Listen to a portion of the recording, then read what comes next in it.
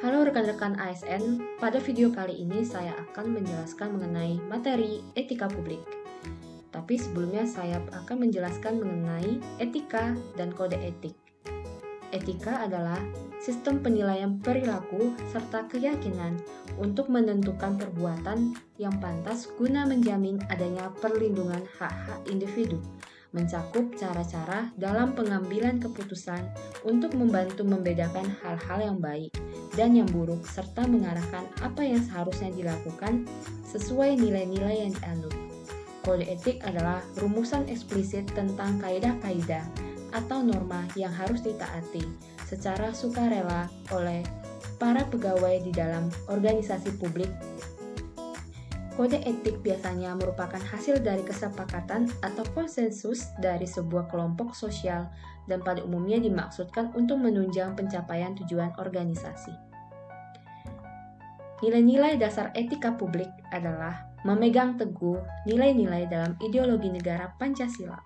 Yang kedua, setia mempertahankan Undang-Undang Dasar 1945. Yang ketiga, menjalankan tugas secara profesional dan tidak berpihak. Dan yang keempat adalah membuat keputusan berdasarkan prinsip keahlian.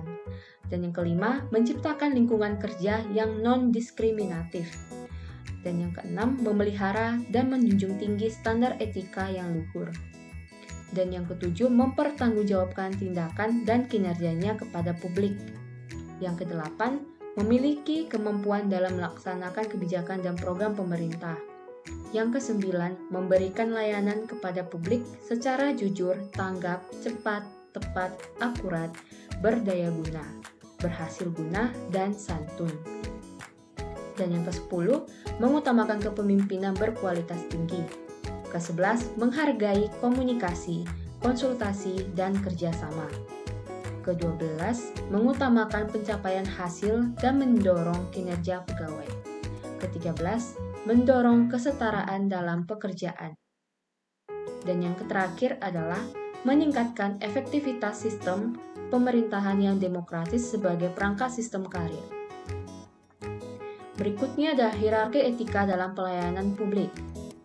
Terdiri dari 4, yaitu etika individu, etika yang memberikan tuntutan mengenai baik atau buruk yang dipengaruhi oleh keyakinan, agama, budaya, adat, dan pengalaman masa lalu. Yang kedua, etika profesi, serangkaian norma atau aturan yang menuntun perilaku kalangan profesi tertentu.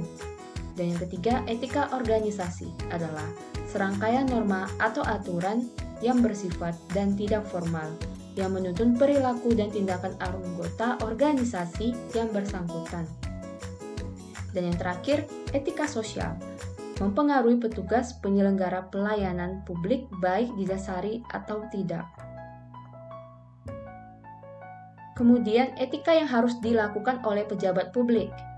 Yang pertama, kebenaran atau truth.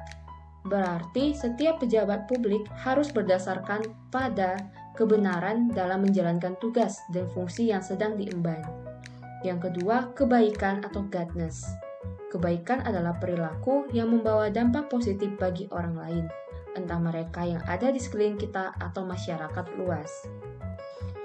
Yang ketiga, keadilan adalah kondisi kebenaran ideal secara moral mengenai sesuatu hal, baik menyangkut benda atau orang. Dan yang keempat, kesetaraan adalah melaksanakan keamanan, memperoleh hak suara, mempunyai kebebasan untuk berbicara dan berkumpul, dan sejauh mana hak tersebut tidak merupakan hak-hak yang bersifat atau bersangkutan secara personal. Materi berikutnya adalah kode etik aparatur sipil negara. Yang pertama, laksanakan tugasnya dengan jujur dan bertanggung jawab serta berintegritas. Yang kedua, laksanakan tugasnya dengan cermat dan disiplin. Yang ketiga, melayani dengan sikap hormat, sopan, dan tanpa tekanan.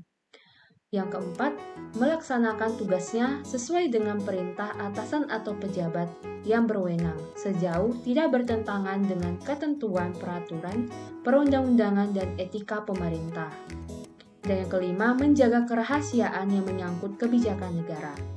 Keenam, menggunakan kekayaan dan barang milik negara secara bertanggung jawab, efektif, dan efisien. Yang ketujuh, jaga agar tidak ada konflik kepentingan dalam melaksanakan tugasnya. Dan yang kedelapan, memberikan informasi dengan benar dan tidak menyesatkan pada pihak lain yang terikat kepentingan dinas.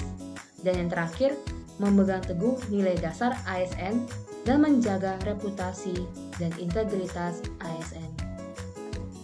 Sekian dari hasil penjelasan saya. Semoga bermanfaat. Terima kasih.